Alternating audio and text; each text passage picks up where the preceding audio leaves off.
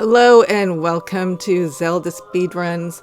Today we're proud to present you with another A Link to the Past All Dungeons Restricted Major Glitches tournament. I am joined today on commentary by Apathy Duck and Emo Sauron. How you doing tonight? I'm doing pretty good. It's actually daytime for me still. I'm looking forward to nighttime because I'll be done with my stuff. Yeah, I forgot that you're 3 hours behind where I am. So I'm going to, give me a second, I'm going to set them off. Because I had something funny happen with my...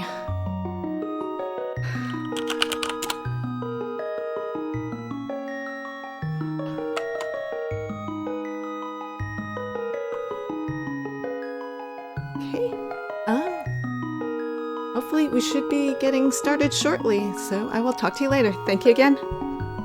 Cool. Thank you for getting us all set up, Nori. And yeah, hi everybody. Welcome to another one of these A Link to the Past Restricted Major Glitches All Dungeons tournament races. This should be a pretty good one. We've got professional streamer greenHam versus actual gamer Caznode. So it should be pretty cool. Like Nori said, I am Emo Saru, and I am joined by Apathy Duck. How Hello. are you doing, Duck? I'm all right. Good deal. You may About the same I recognize was Duck. as 2 hours ago. Yeah, I was gonna say you may recognize Duck from the one of these that he literally just did. So he's a busy boy. It's good times. Yeah. So for anybody who didn't watch the race prior to this or is new to these races, we are running a category here called Restricted Major Glitches All Dungeons. You're going to see some interesting glitches, but nothing that really lets us like skip huge parts, like skip entire dungeons or things like that. We want to play the game. So we're going to play the game, but we're going to do it a little bit unconventionally, and we'll give you guys the scoop on what's going on when we get there. For right now, though, our runners are just making their way through the part of the game we call Escape, which is the bit where we leave our house that we share with our creepy uncle, and he gets his butt kicked, and we take his stuff, and then we try to go save a girl. So that's what we're going to do. We're going to attempt to save a girl. There's unfortunately a really mean guy with a big ball and chain standing outside of her cell, and sometimes he can be a real dick, but if everything goes according to plan, we will save a girl and then walk through some sewers. It's going to be good.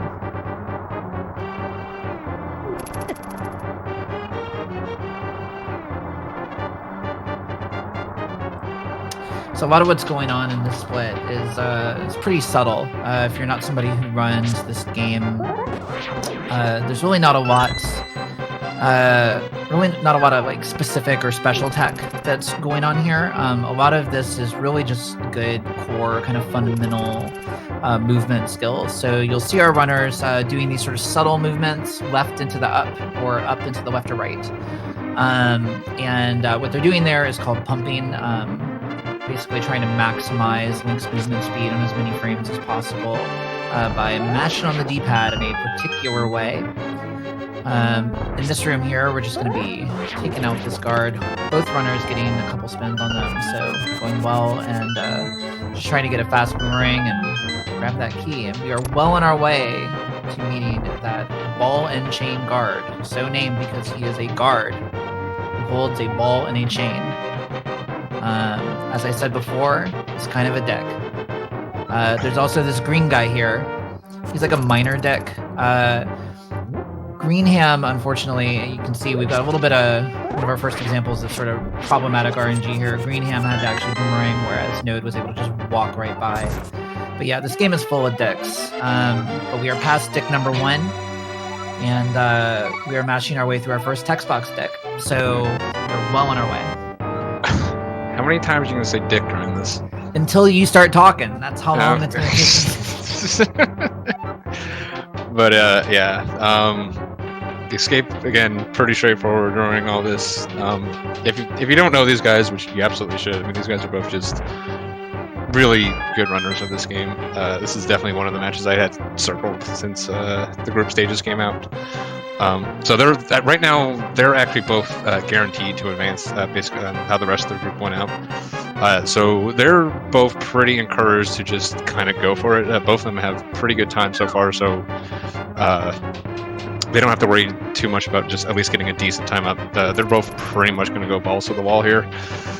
So it could either be a really, really good race with two really, really good times, or it could be just an absolute disaster. So we're looking forward to either of those scenarios. Hopefully it's either really good from both of them or a giant disaster from both of them. 1-1 would be a little disappointing, but I agree. We have seen an impressive array of disasters so far in this All Dungeons tournament, including some pretty interesting upsets after a few pretty high-end runners have hard-walked themselves a little bit later in the run, so you never know what's going to happen. I know Ham, his strategy has been to grab silvers in the run. I'm assuming that for the tournament at least. I'm assuming for this run, though, if he's really going all out. Yeah, I did talk to him before we were doing some practice runs yesterday. He won't be getting silvers. He's been doing this category for a while. He's one of the few people who really have sat down and grinded this category before this tournament came out. So he's old hat at not getting silvers. So he will be skipping them. I'm pretty sure Kaz is going to be skipping them as well. So this should be, again, really entertaining. Hopefully they'll both get past that Helma wall that is really the main reason you get those silver arrows. Yeah, it's not a time save. It's really just a consistency win.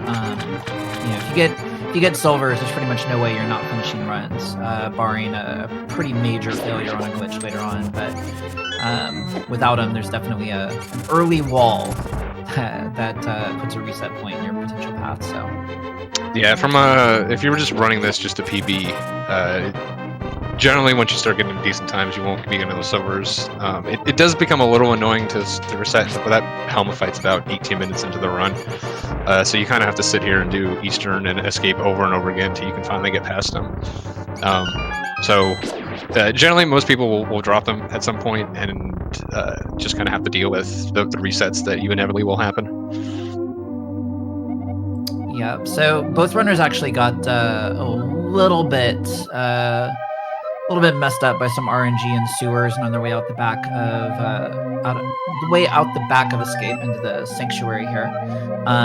Looked like the timers are a little bit off on my screen, but I think Kaz has maybe a 3 to 5 second lead from the looks of things. But yeah, it's about 5 seconds. He had a 52 escape versus a 57. Yeah, so we are still very much that escape time is always interesting, but honestly, for runners who know what they're doing, it's more about the RNG that they got than anything else. So we'll look to see what happens here in this Eastern Palace split, because I'm assuming both of them are going to be going, well, actually, no. Yes, I yelled at Kaz the other day. I said, if you get a 111 without Citrus, I'm going to scream, and then he went ahead and did it. So, well, neither of them. It looks like Ham is also... Yeah, I mean, like I said, Ham is sort of famous for doing the safe, consistent things. We always give Ham kind of some shit for saying that if he did a bootsless run of this run, it would look exactly the same, because he refuses to dash unless it saves a significant amount of time. Yeah, Ham is my justification for a lot of the things I do.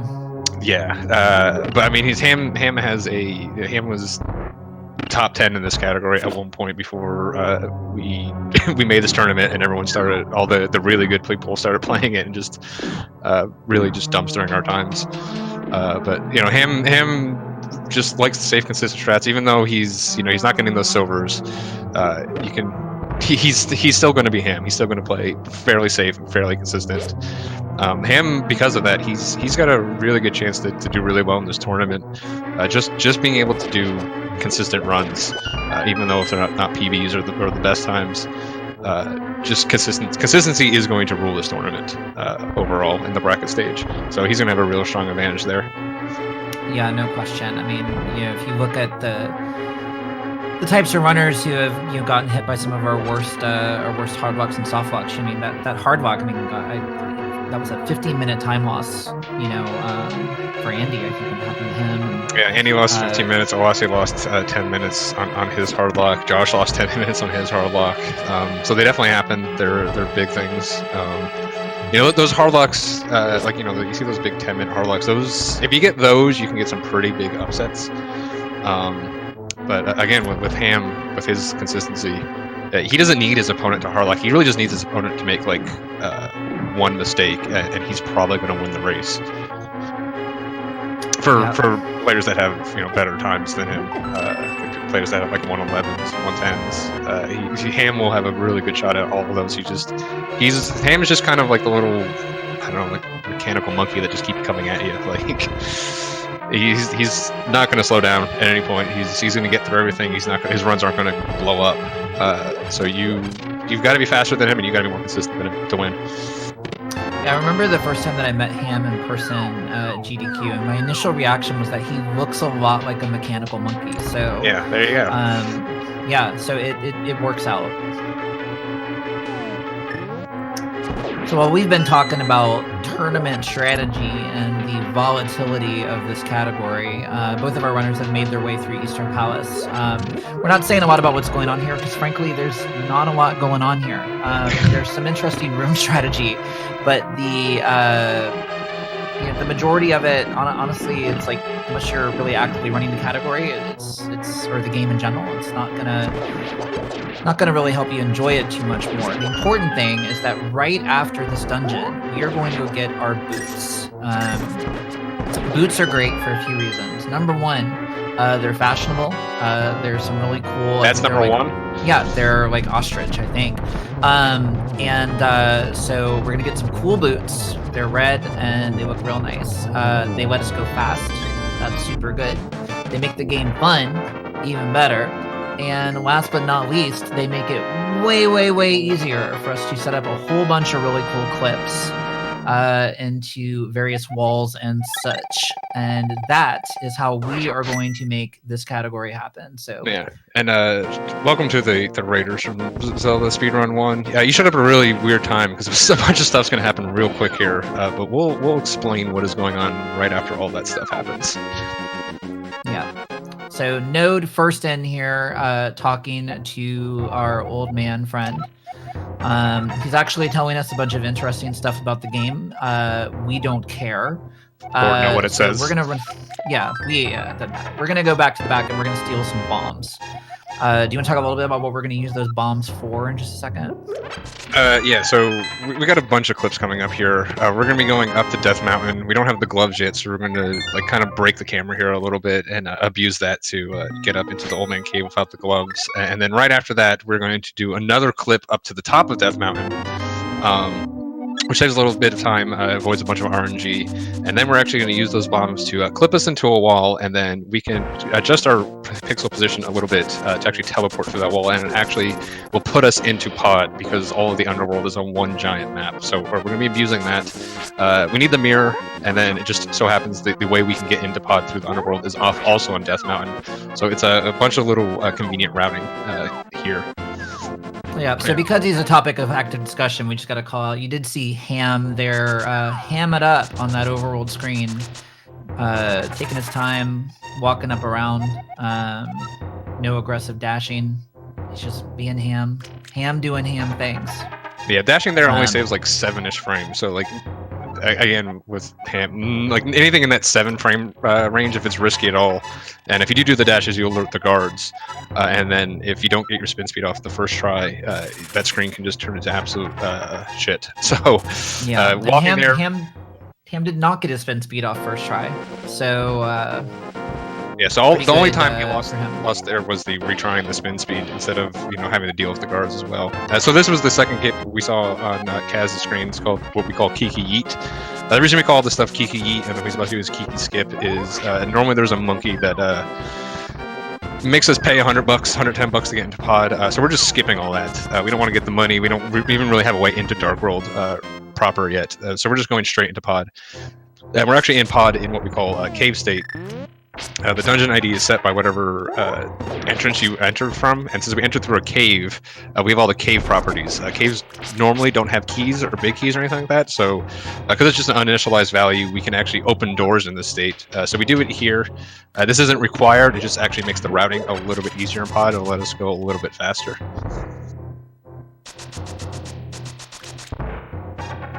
And then we do have to enter the dungeon properly. Well, quote unquote properly. The door was still closed. We can just kind of hold down and get in there.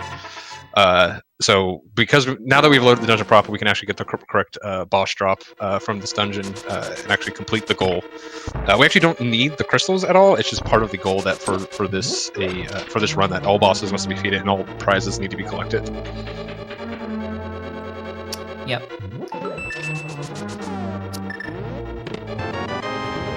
Sorry, I was just momentarily distracted by something. Node retaining a little bit of that lead here, coming into Pod. Pod has fortunately a lot of opportunities for leads to shift, especially when they're as small as this is. We've got a bomb jump that we're going to be setting up for shortly, where in order to get the hammer without walking around too much. So we're going to end up with potentially the possibility for a lead shift there, just based on how many buffers people end up doing. But then the big one is we've got Helmsor, the boss of this dungeon. And with both runners having opted to skip silvers, I would argue this is actually one of the scariest, if not the scariest boss fight, then certainly... It absolutely is the scariest. Like, people always say, like, oh, my opinion. No, it's no one would disagree that this is the hardest and scariest boss in this run. Yeah, and so you're in a situation here where we are, relative to what the game ordinarily expects us to have, we are fairly under-equipped. We've got lower health than we're meant to, although, that's actually almost less of a concern than the fact that we are down a sword from what the game expects us to be. And so our spacing's a little bit different. We're pretty weak right now. So we are in a position where we really have to nail this fight. We're going to be using the hammer to get all of our damage, as opposed to the sword in the last phase, and or having the option to use the sword at least. And the big problem with that is that the hammer hitbox sucks. It sucks a lot. It's very, very small. There are some things we can do to extend it a little bit, but no matter what we do, it sucks. We're likely to see our runners going for these hammer dashes. Doing an item dash with the hammer actually is one of the biggest extensions we can do to the hitbox. It makes it the easiest to get those hammer hits off. But it can be, the timing is a little bit tricky, and you are still right up in the boss's grill when you're doing it. So it can be more than a little bit scary. Yeah, Kaz kind of used the statue timings to look at just how fast you do in this dungeon. Kaz had a 5:30 statue, which is pretty decent. The ham had a little bit longer than that one, so Kaz is putting up some time here. There's just a lot of time variation in Pod.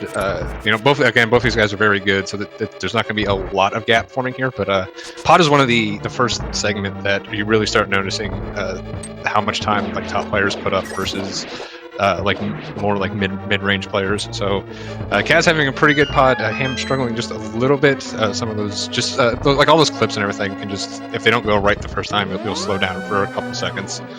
But Kaz now on that Helmsor fight. The first phase is pretty safe, pretty straightforward, even if he does Fireball. The second phase is basically it's these tail swipes and fireballs at the same time that turn this fight into a living hell. And and Kaz does unfortunately take a death. Well, there you go. That squeeze down at the bottom could be kind of a mixed blessing. When you hammer that crystal in Helma's head, it kind of pushes you back. If he's down at the bottom of the wall, you can kind of sneak in a couple of quick ones. But unfortunately, if he does Fireball, there's really not much you can do. And Ham having just an absolute perfect fight, not even taking any damage whatsoever. Yeah. And Kaz forgetting to hit this switch. And having a little bit of an archery contest here. Oh, man. So Kaz unfortunately going to have to grab another pot of those arrows before he's able to finish the Igor room. That's coming up here. He's not... There is a backup in here that's pretty nice to do. It's pretty difficult. I haven't seen too many people actually pull it off. So let's see what he goes with here. Yeah, it looks like he's just kind of doing the normal strat and just dealing with these pots. There's a backup. If you have at least 2 arrows coming in there, there is a backup shot you can do to collect both the pots and get through the room fairly cleanly. but it is a difficult strat to do. Yeah, no question. So, again, this is just one of those things. This is how volatile this category is, right? Helma is not a great boss in almost any speedrun category that you'll see for this game, but in this category, it's especially punishing for sure. Node honestly doing more or less what he could, under those conditions, but having taken the hit earlier, and then getting pinned down at the bottom, it's pretty, it's almost out of your hands past a certain point, how bad you're going to get bopped. Yeah, he did miss a hammer, which I think if he got would have let him get through the fight. And for a second I thought he was going to survive it, but he was one hammer short. He does take another. Yeah, you don't want to take hits on phase 1. Oh no. Oh. Yeah, I think Node had actually, it was either Node or Ham, I think, had ended up doing a sword spin at some point in the first fight, but here we go. Yeah, see, and that's the big, so a lot of things with this fight is you kind of want to use your health as another resource. Like you can like if you get hit, if you come into the second part of that phase with full hearts, you can kind of take a hit of damage on purpose and use your iframes to get another hammer in. So you really, really, really don't want to take any damage in the first phase. That's generally when the fight gets really scary, is when you do that. But yeah, at this point, I mean, Ham has a pretty commanding lead. Each of these deaths is about a 2-minute time loss. As we were saying, we were kind of talking up Ham before, where he's just really consistent with most of his strats. So there's really only a couple of things at this point that could potentially put this back into contention. Yeah, honestly, outside of just a really catastrophic failure in a dungeon, I mean, even at this point with this kind of lead, a lot of the clips that can result in, whether it's hard locks or other things, most of the clips would be soft locks, but at this point, Ham has the luxury of being able to take his time, frankly, and almost none of them are scary if you're taking your time. It's really only when you're trying to go fast and your thumb accidentally taps up, when you don't mean to, right? That's how you get into trouble. And Ham really doesn't have a whole lot to worry about in that regard at this point. Yeah, and the way the tournament's structured, where your record only affects if you advance or not, or guarantees you advancement, and then seeding in the next round is purely on time. The actual race matters a little bit less than just the times he puts up, so it'd be nice for Ham to get the win here and go 3-0 in his groups, especially against an opponent like Caznode. But mainly it's just going to be, he's going to be trying to put up the best time possible. And Kaz struggling again, getting down to 1 heart, fortunately able to finally get through it. Yeah, I mean, I think at this point, though, I mean, Ham can take the extra, second on, the contentious clips, your IP mirror wrap and that sort of stuff, and, still put up a time that's, absolutely going to get him where he needs to go for seeding. Yeah, I mean, he's in a pretty good, both of them are pretty good spots seeding it anyways. At this point, this is pretty much guaranteed to be Caznode's drop. Both his other races were really solid. So Kaz is kind of just playing along for fun at this point. While we were talking about all that, greenHam did all of Tower of Terror, so that's fun. Yeah, it's a cool dungeon. It's got a bomb jump in it. More importantly, we got our Moon Pearl. So now we can be in the Dark World. We still don't actually have any way to get into the Dark World, but we can be in the Dark World. But we need to go do some Dark World dungeons now. So rather than having to go get our way into the Dark World normally, we're just going to use the one Dark World warp that we have access to and then clip our way down Death Mountain into the rest of the Dark World. We see a little bit of weird tile stuff. Depending on which part of the world you're in, the game actually loads different tile sets. We'll see this again later. But because we clipped down from the mountain in a sort of unnatural way, we've actually got the mountain tile set on the overworld there. But now we are in Thieves Town. Thieves Town is a, generally speaking, not a terribly scary dungeon. It's actually one of the safest boss fights to deal with. You think so? The whole game. Well, Did you know, Duck, that blind is a scripted fight? If you do it, so the problem is that if you do everything, the same way, you're gonna have the same fight. So it really just comes down to how consistent are you on your movement, how consistent are you on your timing in that fight. And there are a number of different strats for winding things up time-wise and position-wise, but all of these runners, whether they do the same thing or not, they've all got a method that works for them. And by and large, this is not a place you're going to see too many failures.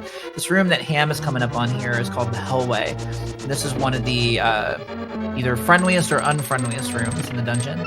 Ham actually got a good one, so he was able to land on that middle pixel perfectly and got favorable enemy RNG and was able to dash all the way up in one go. Yeah, he didn't even get any lag. Depending on where the enemies are, you can get lag on that room, which kind of feels bad that you got through it, but it still went slow just because of where the enemies were on the screen. So getting a lagless Hellway like that is always a pretty good feeling.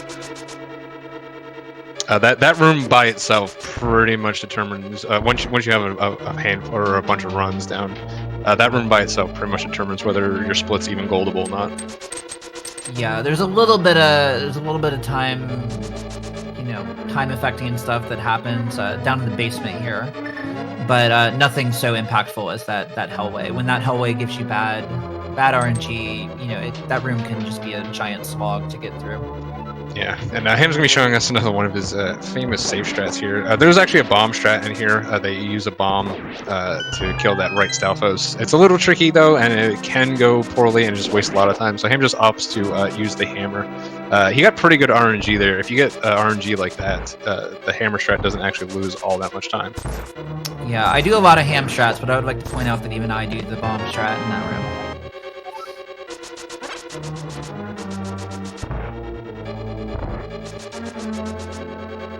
So Ham going to be the first here in Thieves Town to pick up our Titan's Mitts. So this is actually the second pair of gloves that we ordinarily get in the game. But we are skipping the first one entirely. We're just going to jump to the level 2 ones. So having acquired these gloves, we now actually have natural access to the Dark World in a few ways. So we won't have to be clipping our way into the Dark World anymore. There will be plenty more clips to come, but none of them for the express purpose of getting into the Dark World. Yeah, we actually only go in the Dark World naturally once in this entire run. I was thinking about it. We kind of abused, yeah, we've used the heck out of this Dark World portal up here, up on Death Mountain, which doesn't even require a glove. Turns out when you can glitch, you don't really need to get into Dark World normally all that much.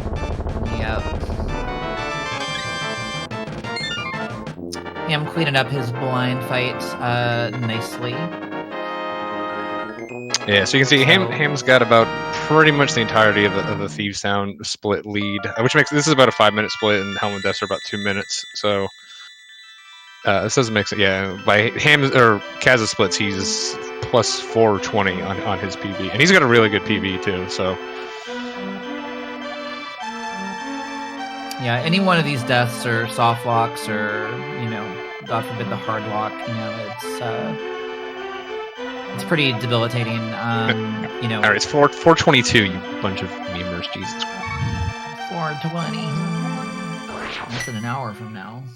It is. Meanwhile, speaking of paces, Ham's actually minus 30 on his PB, so he's having, despite Kaz's, issues, I guess we'll say on Helmasaur, Ham is having quite a good run. I know his PB splits aren't the greatest up until this point. He made up most of his time in the end game on his normal PB, but still being minus 30 at this point is really good. So Ham is having quite the run. Yeah, he's definitely in the position of having opportunity. We can see here Ham not going for what we call Frog Door here. Frog Door being the actually before I talk about that, Node did not get the good RNG in the Hellway there. In case anybody was wondering what that looks like, he got buffed right out of contention for doing that room quickly.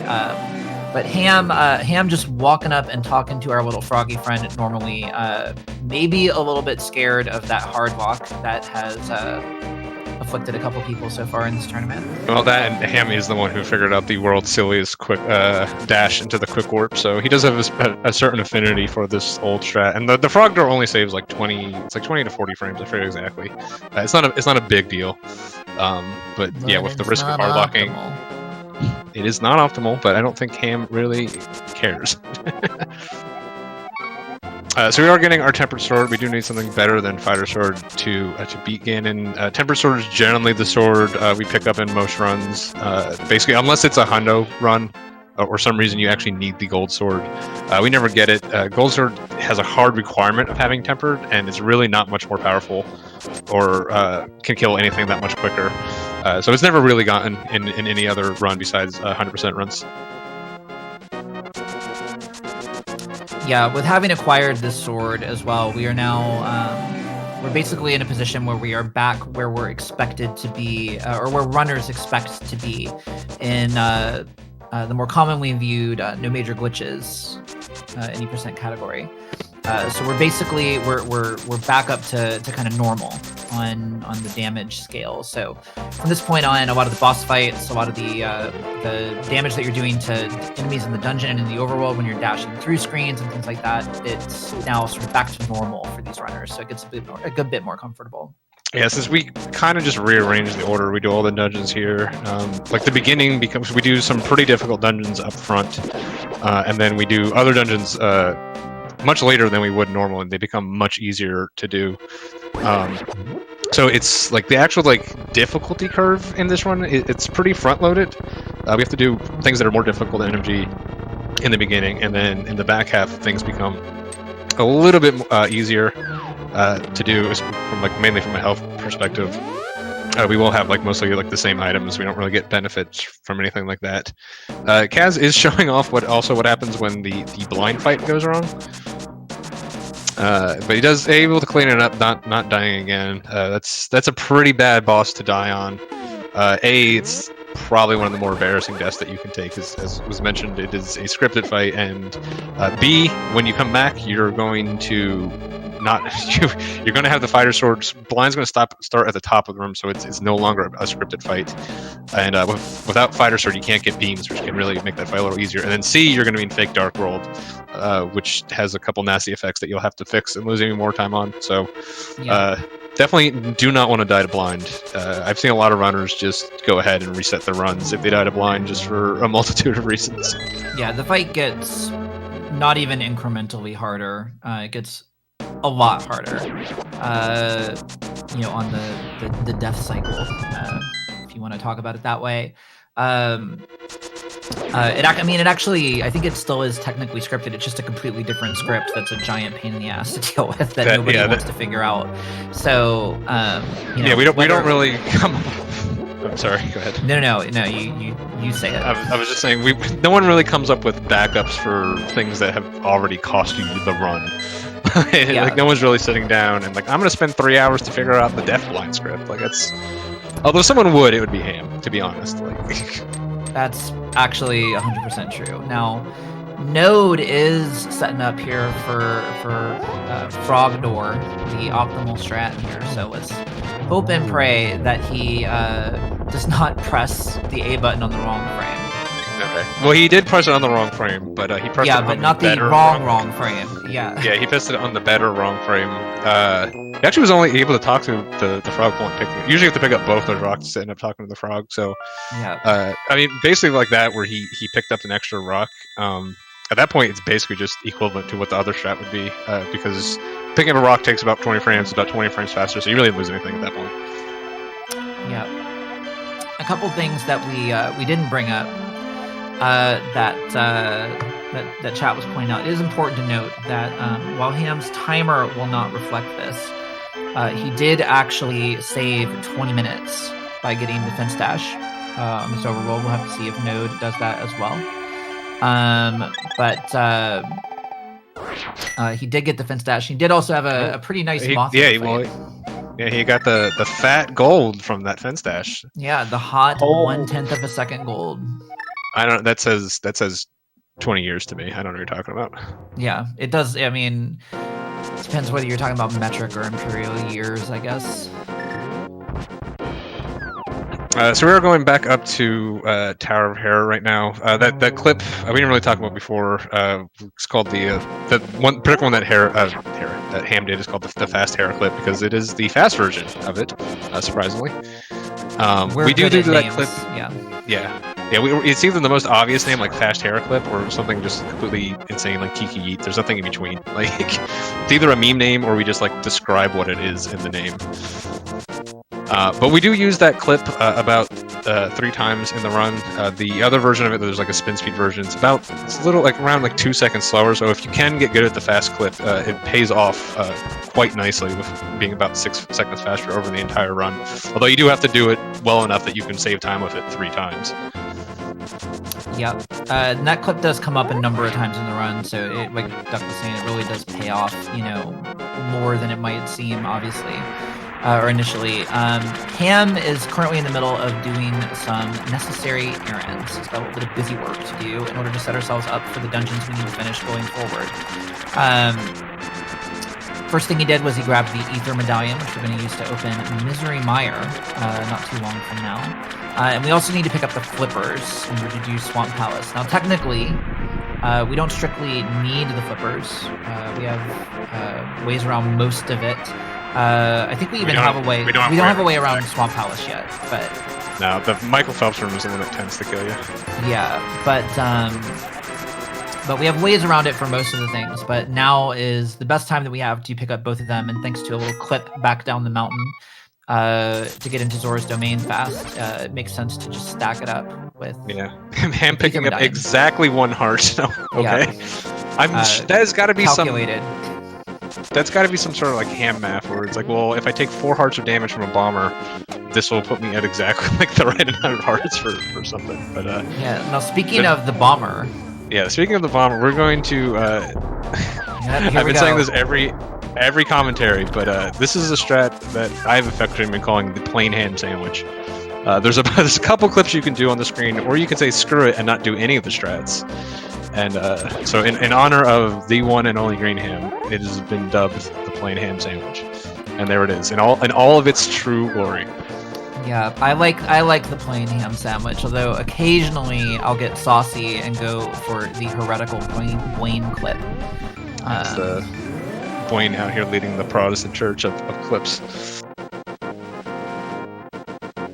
Anyways, we're in Desert Palace now. We did a little teleport there. Again, similar to how the bomb clips work, the way the SNES works is everything wants to be on like 4x4 tiles. So you have to do a little like trickery at like the programming level to actually get diagonals to work. And they didn't do the trickery good enough. And if you're on the exact right pixel, the math for Link's positioning kind of goes a little wonky, and it throws us up a bunch of pixels in either direction. So we can abuse that to kind of like jump up to places where we shouldn't be. They all work pretty much exactly the same on any slope. So once you know how to do one, you can do them pretty much anywhere. But that one allows us to skip the flute. We can go straight into the Misery Mire area. We're going to make a quick pit stop in Desert. We just need to get a couple things here, we just need the big key here, and we can go beat Lambo.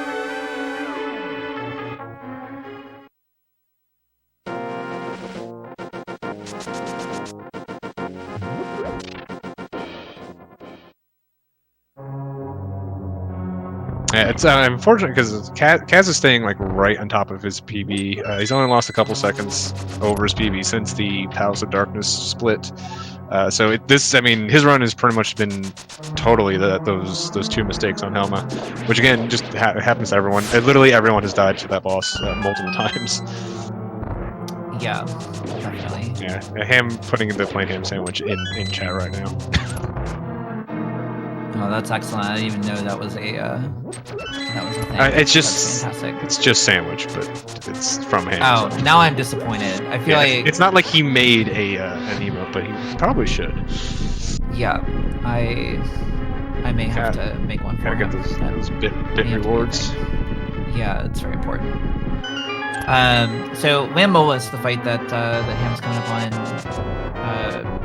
One of the few points in the game where this category actually makes it way easier and way more consistent. Having the fire rod here basically makes the fight free. In the No Major Glitches speedrun, we get here much earlier, and we're doing it with just the regular bow and arrow. and the fight is very RNG heavy at that point.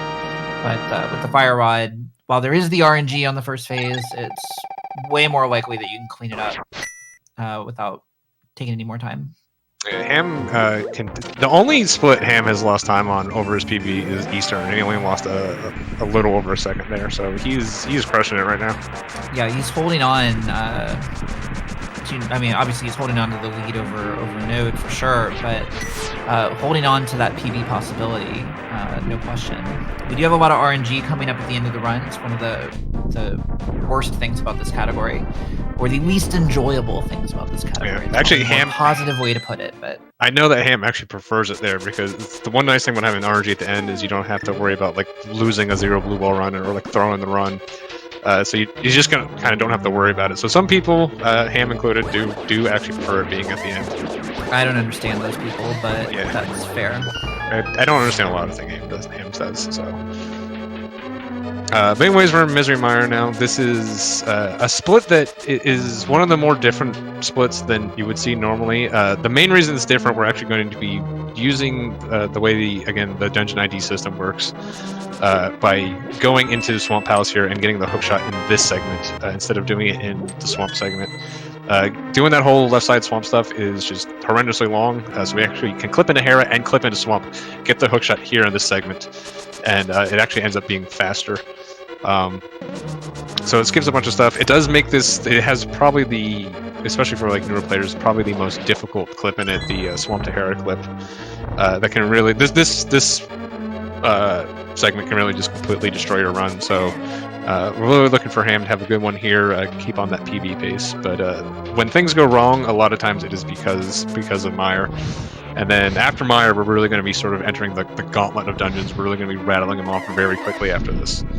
Yeah, I mean, as a newer runner and a less experienced runner, I mean, this is the split that scares me more than anything else. There's a sequence of clips here that you're intending to do, and while they're not actually required, right?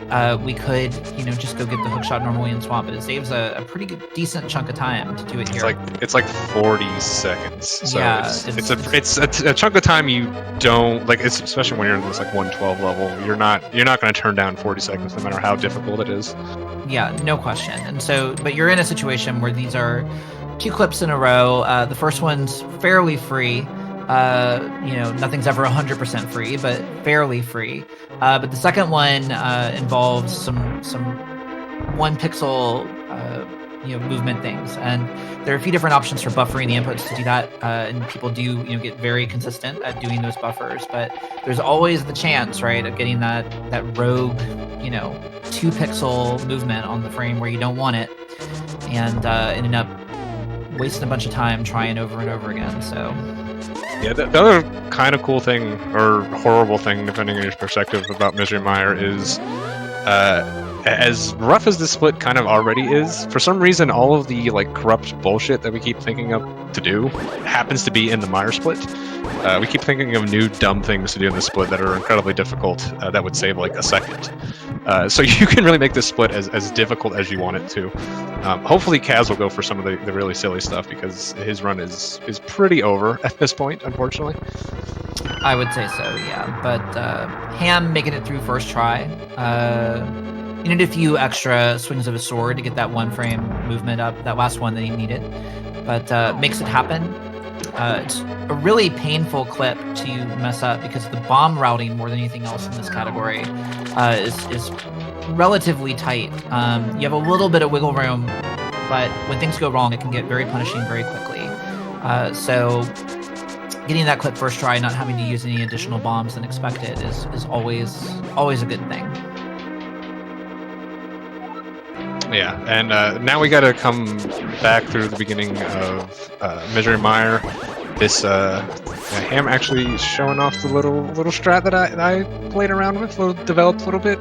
Fire rodding that first wizard gives you a chance at a heart drop right away, and it gives you beams to the rest of the room.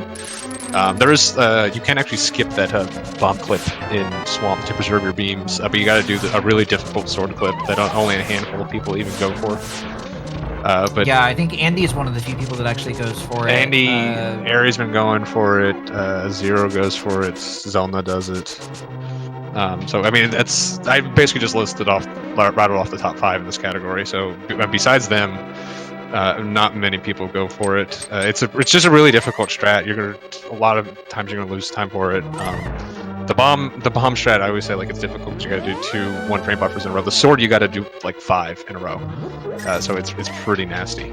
Yeah, well, and 2 out of that group of people at the very least, right, are definitely kind of old boys of the game. And one interesting thing about this category is it's become a lot more approachable as these bomb-based clips have actually been discovered. So for quite a while, those sword clips were actually the only way that we knew to do some of those clips. That made it a pretty beginner-unfriendly category. But with the advent of these bomb clips and a number of the other setups that we've got, it's actually become quite approachable in the last couple of years. Yeah, it was about like 2 years ago where those were just. I definitely did this run after they were found, and really after those is when kind of talk of like having some sort of AD tournament first started creeping up, and just because we're all inherently lazy people, we just got around to it now. So. Yep, we missed it. We'll hopefully see it on Node's side again in just a little bit, but Ham did manage to get the spooky action glitch there in the basement of Meyer, which saves a little bit of time by, I think it's like 12 seconds or so. It's actually a little bit less in this category because we don't get the full version of it that we would see in the No Major Glitches speedrun, but I think we get about half the time save from having to, maybe a little bit more, from having to bomb a wall up into another room and hit a switch. So we're able to skip that by actually activating that switch from the room below using some fire rod shenanigans. Yeah, Ham again did have a very nice mind. I don't know if he's going to be saving time on this. Probably will. He had like a 7. Looks like he has 7:18 in his PB. But anyway, he got through this split cleanly enough that this split can just completely destroy your run, completely destroy any chance of PBing. So he certainly got through it fast enough. For those, also we use the torches time a lot just to kind of judge your pace. It's more of a holdover for RMG where it's like exactly 20 minutes from the end game. It doesn't have really the same link to end game here, but it's kind of right before the gauntlet of dungeons we got to do, and just because we're used to doing it. But Ham had a 40:25, which is a really good time. That is certainly good enough for a 111. And Ham's PB right now is at 12:59, so he's having quite a very good run, and he did once again save time on that Misery Mire split. Yep, so Ham going for a slightly safer clip here to get out of the Misery Mire area. We still don't have the flute, and even if we did, we'd have to mirror, and that'd be pretty slow. So we're just going to clip out of the Misery Mire area, and we're going to head over to Swamp Palace. The nice thing about doing Swamp in Mire the way that we do, or getting the hook shot while we're inside of the Mire split the way that we do, is that Swamp Palace now becomes very, very quick. By getting the hook shot early, we have allowed ourselves to grab a key, a small key, on our first trip into the main room in the dungeon, and that's going to allow us to effectively skip doing the entire left-hand side of the dungeon. And that is where we get a lot of our time saved. That left-hand side to get the hook shot required to get that small key and get to the back of the dungeon is pretty substantial. We still get the key, it's just that we don't need the big key for Swamp because there's just not a big key door in front of the boss for some reason. So we have the hook shot. The hook shot is required to get the small key to get to the back of the dungeon. Which is kind of what the developers use in lieu of a big key. They put this small key behind the hook shot. But since we already did that, we can just hook shot straight to it. We also, because we raised the water in the previous segment, we can skip all of that too. And we just go straight to the back of the boss. So this whole segment can be done in under 4 minutes, especially with the use of this new glitch that Ham's going to be showing off here in a second, called Holy Diver, I suppose, or Diver Down, whatever the hell people want to call it. We're a fickle bunch, we can't agree on anything. We're just using the Samaria block again. It's another one-frame buffer right here. Him having a little trouble with it, but recovering nicely and getting through.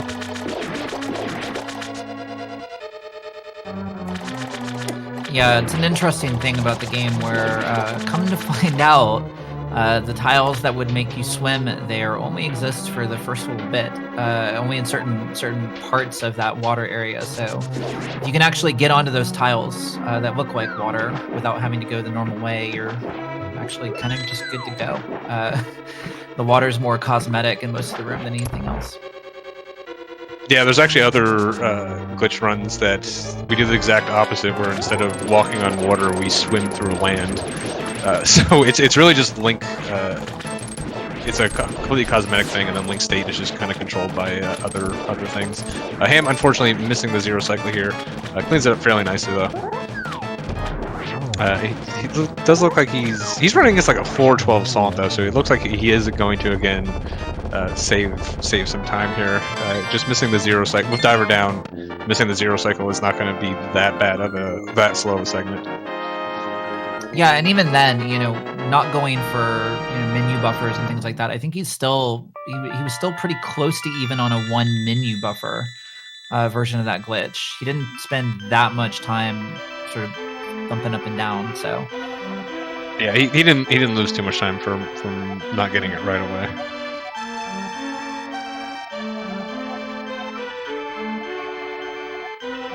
Again, Kaz is sort of having we're sort of most of been paying attention to Ham just because the issues Kaz had. Kaz is having, besides the 2 helmet deaths, he is having a solid run. He was just kind of staying right on top of the amount of delta he had after Helma. Yeah. So this is a really solid run for him. I've noticed a couple little mistakes, but he would definitely be right. This would be a really, really good race if it wasn't for the helmet deaths, unfortunately. Oh, absolutely. I mean, I think we've seen that from a lot of our runners. And I mean, again, it just goes to show you how the volatility in this category works, right? It's a one-time kind of thing. There are a few choke points, and people get pretty hecked up. But I think we've seen a lot of otherwise good runs, right, with just 1 or 2 major time losses. Yeah, it's one of the downsides of this in a race setting is one of the big things that can blow open a race happens fairly early on in the run, that Helma. So when it does happen, when one person dies to Helma, other person doesn't, it can make a lot of the race trigger. You're sort of rooting for the other person almost to, we're not rooting, but it kind of requires the other person to make a equivalently large mistake for it to put it back in contention. But Ham, once again, he did save time on that swamp. Had a decent swamp, but we're just missing the zero cycle. We're seeing another glitch here, another bunch of 1-frame inputs. This is Icebreaker, came out like the same exact time as that Diver Down clip. Him kind of showing off what can go wrong with this. This one can be a little nastier if you mess it up first try. But he does recover. He's also running against like a 329 ice, so even with that mistake, he can definitely save time here. He might be getting the rare save time in every split PB. Yeah, I think it was interesting that, given that he uses the bomb in the previous room to blow open the floor and hit the switch being the important part of what we're doing there.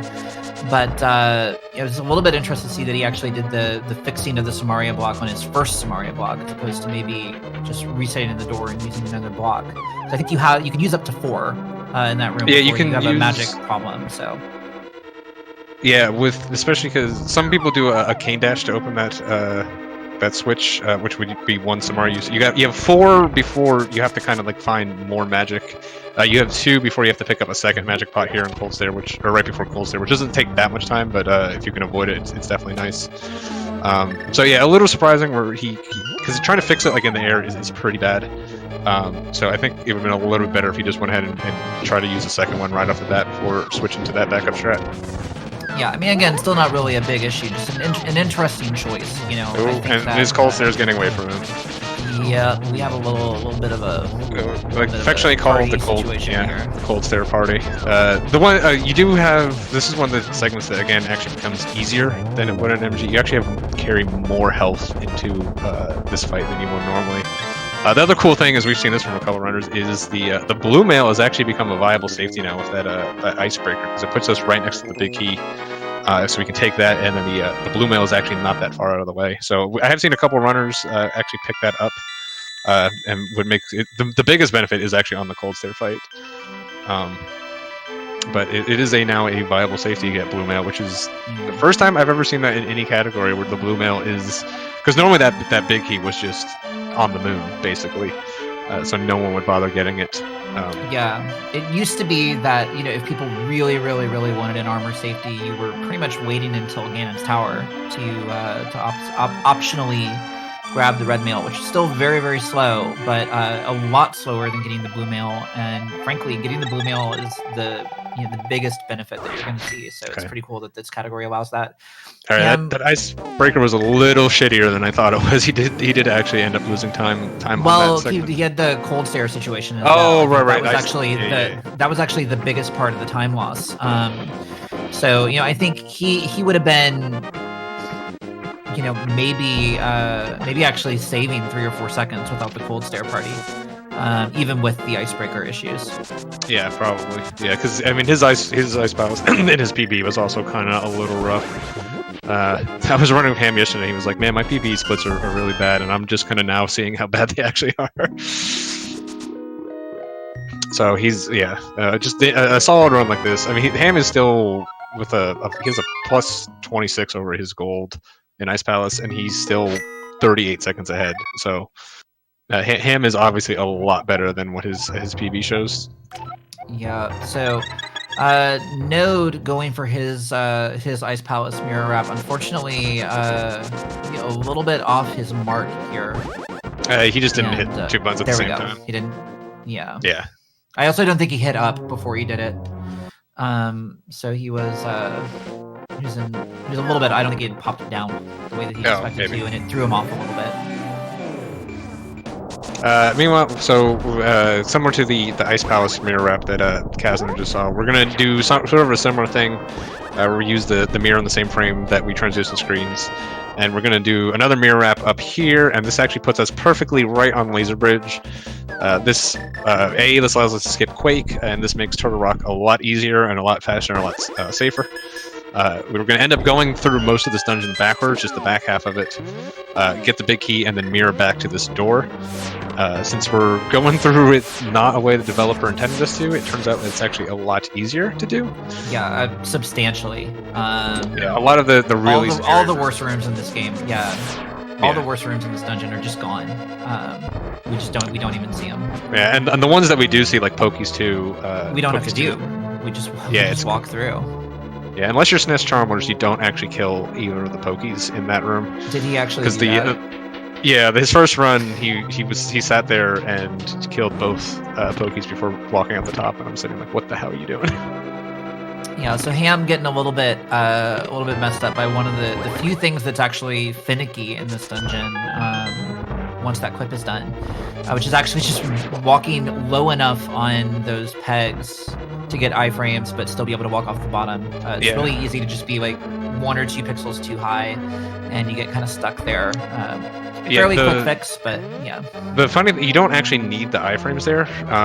Part of the reason that room is difficult is because the roller hurt box is a little bit deceiving. The little roller at the end isn't actually part of the hurt box, so you can actually walk into it a little bit, and just with the timing in that room goes, you can actually cleanly walk by. As long as you do the 1/up, you can cleanly walk by the roller. So getting the iframes actually doesn't matter, but like, it's something that can throw you off, at least mentally. It makes it a little tricky. Yep, so Ham getting that RNG that I freaking hate. It's the fastest one. No, it's the fastest. I know, how could you hate the fastest RNG?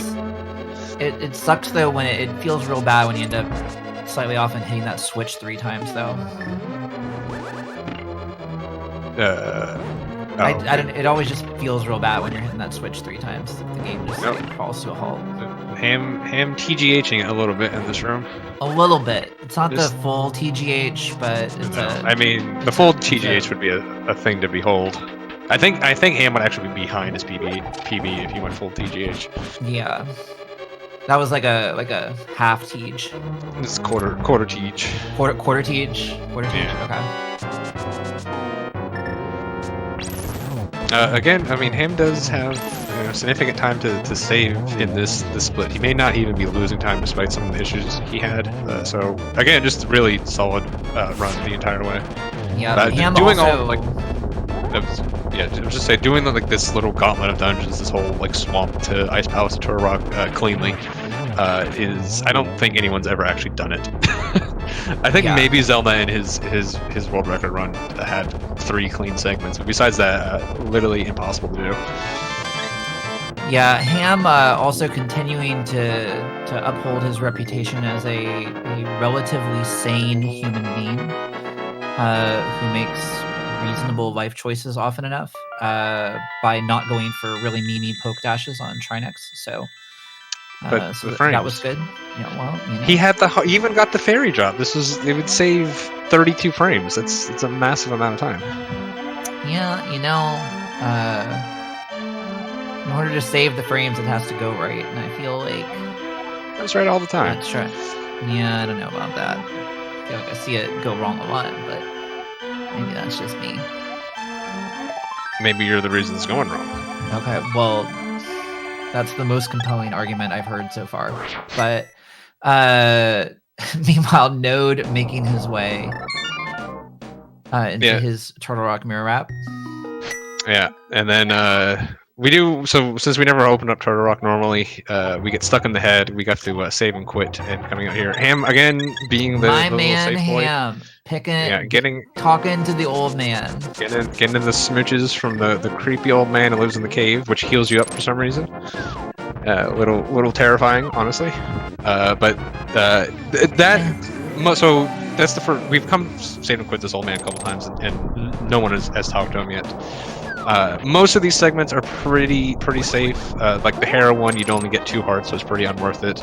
Like we said, Turtle Rock is a lot easier because we do it this funky way. GT is not only the hardest one and the one you're most likely to take it. It also saves the least amount of time unless you try some really try hard stuff where you still take damage boosts. Most players who do take the old man, or don't skip the old man heal, will do a little bit safer strat in the second floor of Ganon's Tower. So skipping the talk there doesn't save as much time, or it's even more risky. Conversely, I expect Ham to actually do the normal NMG strat in that room. So he won't lose nearly as much time by talking to him there. So it is the most important one to take, and is also the one that loses the most amount of time compared to what the majority of runners do. Yeah, there's definitely something to be said too for runners who run a bunch of categories of this game, right? And certainly Ham is one of those folks. When you have so much muscle memory, for example, the No Major Glitches speedrun, even just the opportunity to just say, I know what I need to do, right? If you're not looking to shave off those last few seconds, at this point, just going with something that you're comfortable with and that you can just bust out almost in your sleep can oftentimes be an advantage. Yeah, there's a couple places in this run that you're kind of doing the same thing as NMG, but you're supposed to do it a little slightly different, and it can be really tough to keep in your head. So just saying screw it and doing the same thing can be a little bit of an advantage. Yeah, I mean, again, it's one of those, consistency versus kind of maximum achievable or minimum achievable time, I guess, really. But over the course of a few hundred runs, that consistency angle really starts to pay dividends when a lot of getting PBs in this game, and especially in this category, is just doing runs, right? We've got all of our RNG is stacked at the end. Getting consistently on pace runs to the end of the game is how you're going to get your PBs. So yeah, the whole Length of the Past community in general kind of, I think, prays at the church of consistency, probably more than any other speedrun community, just because there's so much RNG in this game, and most of our try-hard strats are only faster by frames. That a lot of it just comes out in the wash and in the noise. That just being consistent is the most important thing in this game. Yeah, I mean, I think if you look at the world record holders in almost every category, the defining characteristic of them as runners, and when you watch their play, is just really, really good consistency, right? It's always getting the stuff that they're in control of, and dealing with the stuff that they're not. So yeah, the amount of variance that some of the really top guys have in this, in per run to run, is just absolutely nutty to me. Yeah, it's hard to even fathom for me sometimes. But you're a good bit closer to that than I am. I mean, even between like me and like someone like Zelda, it's just like an ocean of difference, honestly. Like, yeah, but I got like a couple planets. Ocean, so ocean plus a bay. Yeah. Anyway, Ham made it through the gauntlet. It was just 5 killers in a row. It's the main source of RNG in games that has had a pretty good one. Moving now into the Lambo 2 fight. Again, this Lambo 2 can kind of just take away the one fight cycle from you. Ham standing like he's going to get a drop off of that Lambo, which he's not. I think he was just baiting the fireball, but I'd want to throw some shade. Yeah, we've got 3 of these boss refights here in GT, and they're all sort of, boss name with a twist, right? So, Lambolus there is the least concerning one in some ways, but also the most frustrating one in others, because we've got that fireball shooter in the room, and that thing is actually a way bigger pain in the butt than you might seem, right off the bat. Most of the time when you're going to lose your one cycle fight there, it's going to be because you got weirdly bopped by that guy and you got bad RNG on one of the Lambos the cops. So. Yeah. I think boss refight with a twist was like the developer's intention, and like they kind of started strong with like putting Armos on ice, and that makes the fight a lot different. And then like they got to Lambo and they're like, I don't know, just put a shooter in the room. And then they got to Moldorm, which is like just a different shape. Like each one gets less and less creative. Like it feels like they were designing Games Tower at like 4 p.m. on a Friday or something. I mean, they might have been. There's a lot of mandatory corporate drinking to do after work. Sometimes you just gotta finish things.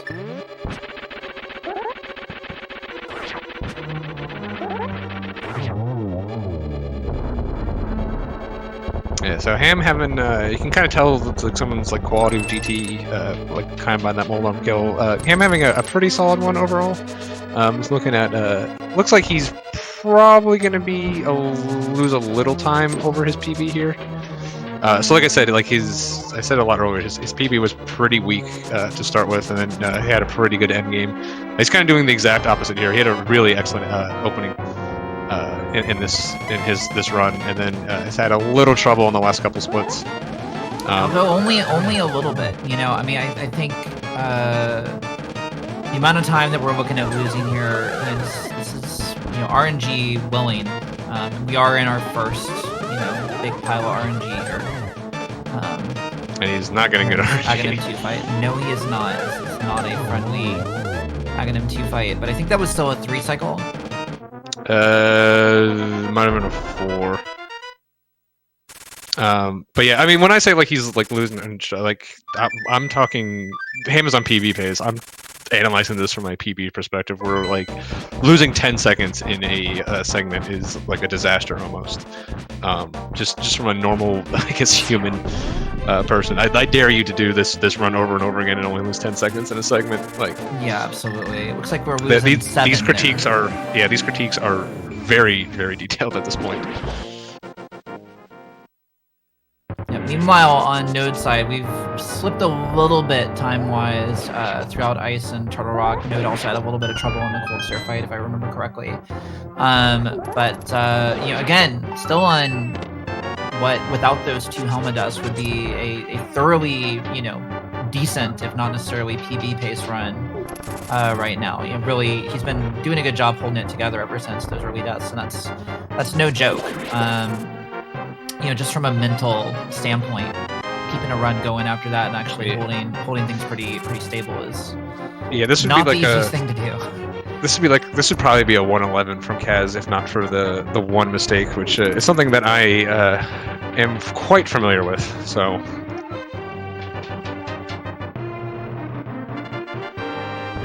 But yeah, him going up through Aga Tower. Aga Tower is a pretty straightforward dungeon.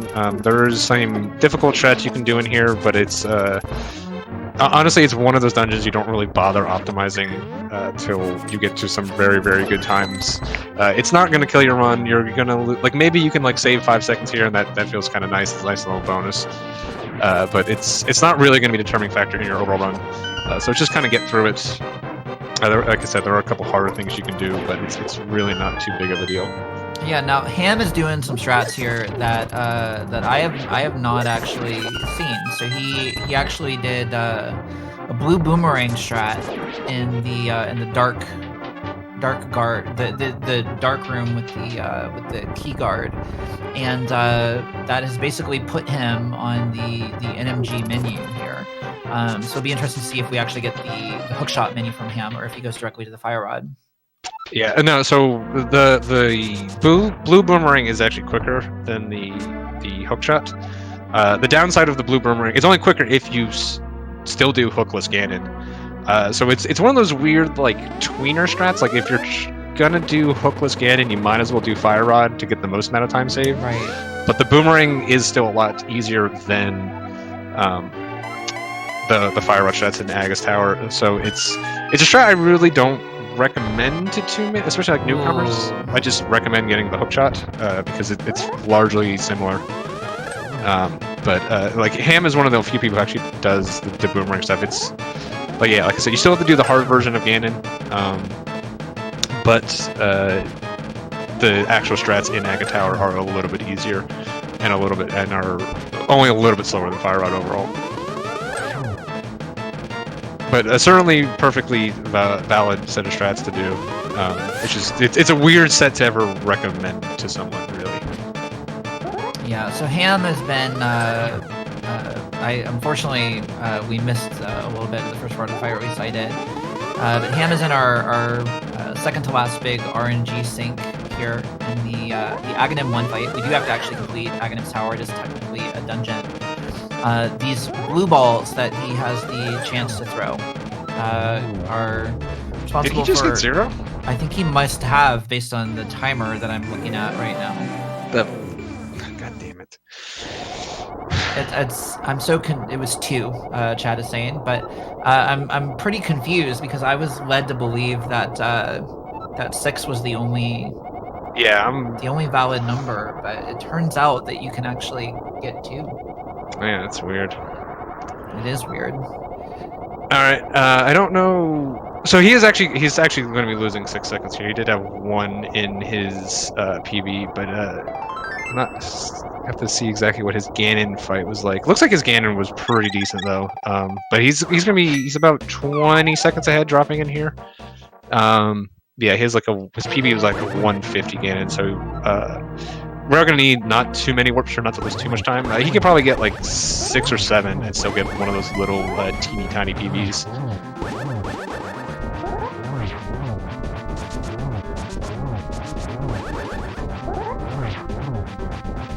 Yeah, so getting this nice RNG down here at the bottom of the screen, able to go for some really easy, chill double spins there to get his damage, rather than having to keep doing those little dash turn pokes. Yeah, if you don't have the hookshot, you really want one of those 2 mid ones. Those mid strats for hookless are so good. Most runners actually choose to use them even if they have the hookshot. Pretty friendly warps here. I think he got 0. He's either 0 or 2. If he ends up on the bottom, it's an even amount. Unfortunately, he did get a blue Ganon. The nice thing about blue Ganon, though, like you can't get the spins pre-torch, but almost every single time Ganon will fall right into triples, which he didn't hear. So that was, I think, 4. Okay, I'm not counting. It just things just keep happening so fast. Yeah, at this point, though, having made it into Phase 4 of the Ganon fight, things are pretty comfortable here. You know, basically your biggest risk at this point is really just missing some of these triples, and almost invariably when that happens, it comes down to just not having been able to get across the screen quickly enough with your sword charged. So it's really just a timing thing. Yeah, this runner's very comfortable with it. It tends to be the top left RNGs that players will mess up on. So it looks like Ham is going to PB here. It's going to be about a little less than a 10-second PB. not the greatest RNG at the end. It was good RNG. Like two blue ball. I mean, I would murder my mother for 2 fucking blue balls at this point. But he was running against one, so unfortunately he did lose a little bit of time there. But it looks like he is going to finish with a 12:50 overall. Yeah, and he'll be popping in here shortly. Yep. Always happy to see a PB. We've seen a bunch of them in this tournament. Yeah, Ham has been due. See another one for a PB in this for quite some. I remember when Ham was going for the 112. It feels like ages ago at this point. And he got it, and he kind of put the category down for a while. So it's nice to see him back. Again, Ham was one of the guys that definitely have pushed this category forward a bunch. One of the guys who has really a lot of players kind of treat this as kind of like a little side category, something to do when you get tired of RMG. Ham is one of the guys that really sat down and put a lot of time and effort into this category. So this category would not look like what it does today without Ham. And now that he's joined us, I have to stop being nice to him because I wouldn't want to let him know about that. Right. No, definitely don't make that public knowledge. Yeah, no. You'll never live it down. Don't watch this back. Oh no. Yeah. But anyways, GG on the PB. I was just saying that is a long time overdue. That PB. Just a wee one, not the biggest one. Yeah, you never want a PB by too much. That's what I've been told. Yeah. Quite the run. And for a second there, I thought you were gonna have the ye old save time at every split PB, but then I remember this is all dungeons and yeah, and then the boss fights started happening. Boss fight, the icebreaker. But yeah, just really solid run throughout the whole thing. You got the save the 20 million years on Skull Woods with that fence dash, so we got that nice gold there. Exactly, that's the only reason it happened. Yeah, literally the only reason. Your PB does appear to be missing the 20-minute time save, so I'm not sure what's wrong with your timer. You'll need to look into that. But... yeah, it's probably something to do with Windows being out of sync with time or something like that. It just makes it run slower. I don't know. Yeah, clearly. I know you were talking yesterday about how bad your PB was up, especially at the beginning. Yeah, it is. You just kind of reversed where the shitty parts were. You're exactly right. Yeah, it's pretty much exactly what happened here. Because I was going up against a pretty solid mid game for the most part, but early game was just very trash, and then had pretty decent RNG in my PB at the end. So any blue ball count over 1 is obviously time loss. So I was pretty happy to get less than 3. Obviously, I'm pleased with that, and obviously it upset Duck, so that makes me even happier. That means greatly. I approve. Yeah, honestly, I felt good throughout the whole thing. I was honestly really nervous. Like my heart was pounding for pretty much the entire thing, but I was in a voice call with some friends, and they helped calm me down. So went pretty well. I'm happy with it. Yeah, I mean, honestly, aside from the cold stare fight, everything and even that wasn't so bad. But I mean, everything, I don't know, felt like a very steady run. So I'm glad you kept it together. It was very Ham run. I was gonna say that's always my aim, and I think you guys know my style pretty well and how I like to play. So this definitely fits the mold. Yeah, you had a little trouble with icebreaker. It was kind of interesting that you especially because you did the bomb. You had more Samarias available to try to retry it, but you went to try to fix it in the air right away, which I thought was maybe a little bit of an odd choice. I don't know if that's just... The only reason was that by that point I had already menued to hammer, I'm pretty sure. So then menuing back to Samaria just kind of feels bad. Oh, that's one of the reasons I don't like that menu there. That's totally legitimate. Legitimate concern. I actually have just trouble with the kinematics of it, where I'm already doing B and downs. That going over to start actually makes it more difficult, just from a pure I'm a human with actual hands perspective. Are you? That has not been confirmed as far as I know. Yeah. GG to Node. Yeah, big ups for finishing out the 2 Helm Death run. Yeah, I mean, basically, I guess a little trouble in the... Well, I guess that looks like mostly RNG. But, the two Helm Deaths, and then, I mean, besides that, it was a really solid run. This would have been... I mean, if you take that out, you guys... This would have been an incredibly exciting race. You would have been I will say... each other.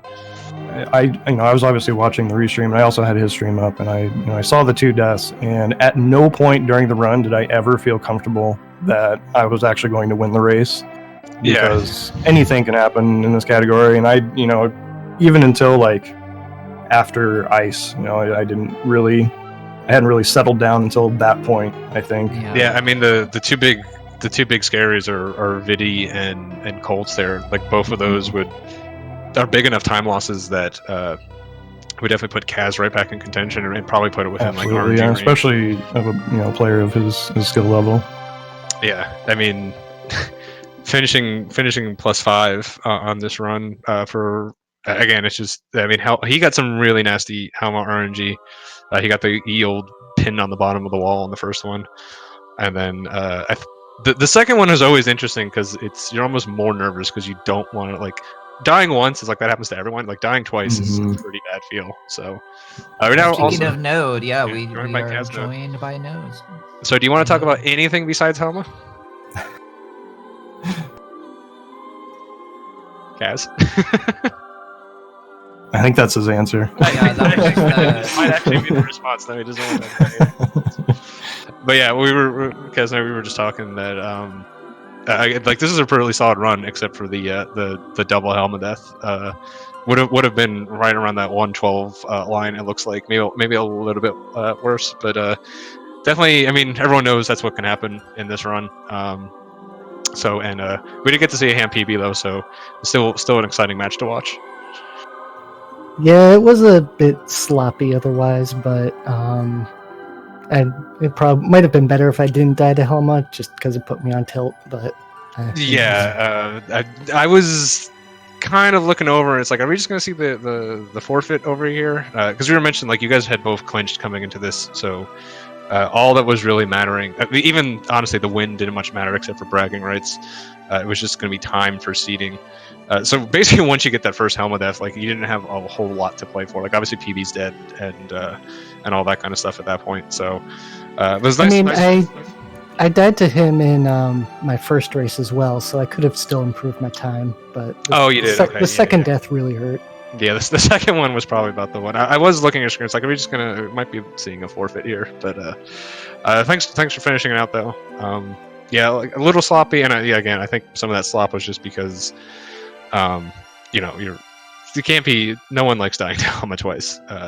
It does make it hard to play good down the backstretch, but. I did Ganon's tower without a refill though, and didn't do the safety strat in MJ room, so that was. Oh, I didn't even catch that. That's very nice. Yeah, so I think that's more or less it for me. Like I said, it was a good run from Ham.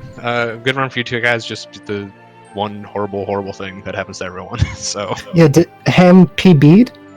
Yeah, you got by a small amount, yes. Yeah. I was at one point 45 seconds ahead, and then I went down to 8.5 ahead at the end. So, but a PB's PB, can't be too angry. It's gonna be a nice. This is like the perfect Ham run to run against because you have so much time save in the back half. Like there is nothing you're going to reset at this point besides like the Helma dev. Like it's like, oh no, I got like 3 minutes to save. Don't worry about it. Yeah, it'll be fine. Yeah, so. Shout outs to Node. It was a lot of fun to race, dude. Thanks for finishing it out after for the struggles at the beginning. Appreciate it. Yeah, thanks to him for racing, and thanks to the organizers for putting it on. It's been fun, even though I've died horribly in 2 of my. It's this category, though. Like even if the stuff really goes tits up, I guess it's still not that bad, and you're still having fun clipping around everywhere, and you don't have the normal NMG pain to deal with. Yeah, you have a whole new set of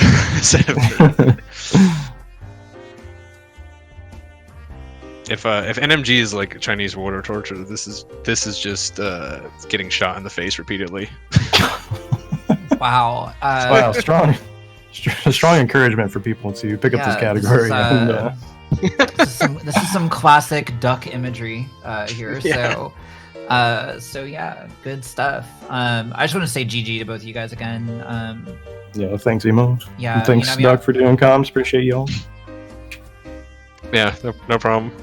Yeah, a PB is always good, but honestly, I've said this in a lot of the races that I've commentated. I'm always really impressed by people who can suffer an early tilt and then actually hold on to anything as close to as much stability as Kaz did this run. Absolutely, yeah. This game does not make that easy or comfortable, and so yeah, huge GGs to both of you, regardless of what the results show. GG's, and I'll see you guys in brackets. Yeah, looking forward to it. I'll be right down there at the bottom in your first round matchup. I'm waiting for you. Well, I can't wait. Yeah, it'll be fun. All right, I think that's us. That's us. That's it for us. Both statements are true. Actually, do you want to say anything about the groups, kind of when they're closing up and when the brackets are going to be starting?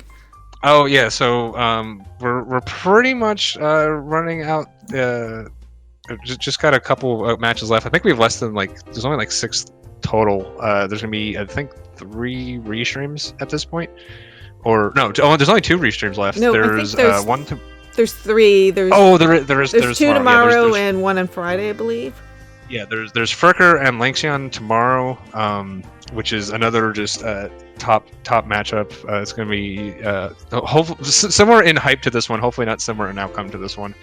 And then also Kyong and Chex, which another is they were right next to each other in the seeding, so that should be a really good one. And then it's me and Glenn on Friday will be closing out the group stages. So most of that is going to be just playing for seeding at this point, getting some good times. Some people may have died to several things in their previous runs, so they'd like to improve their seeding a little bit. So they should be exciting races, though. All 3 of them I think should be really entertaining. And when will the brackets actually be starting? Is it going to be starting immediately, or is there going to be a little bit of a delay? Yeah, we're going to try to turn them around as soon as possible. They'll probably a 2 or 3 day gap. Okay. Hopefully we can get them started next week. Okay. And then we're also looking to have a community race on Saturday for people that were in groups of 3 or had a drop and they need to make a makeup race. And it's also just going to be available open to the whole community. But if you need to put a time in, we'll be doing that as well. Okay, sounds great. Okay, so I guess GG's to both greenHam and Caznode. It was a great race. Thank you very much to Apathy Duck and Imosaro. Always great commentary, and Imosaro also makes it very entertaining as well, especially at the beginning. So I'm glad you appreciate it. Thank you very much. Excited to watch it back. I'm not even gonna say. No, I might have to. So thanks again. And we hope to see you for the races tomorrow and Friday as well. So take care, have a good night, day, morning, afternoon, evening, wherever you are, and we'll see you soon. Bye.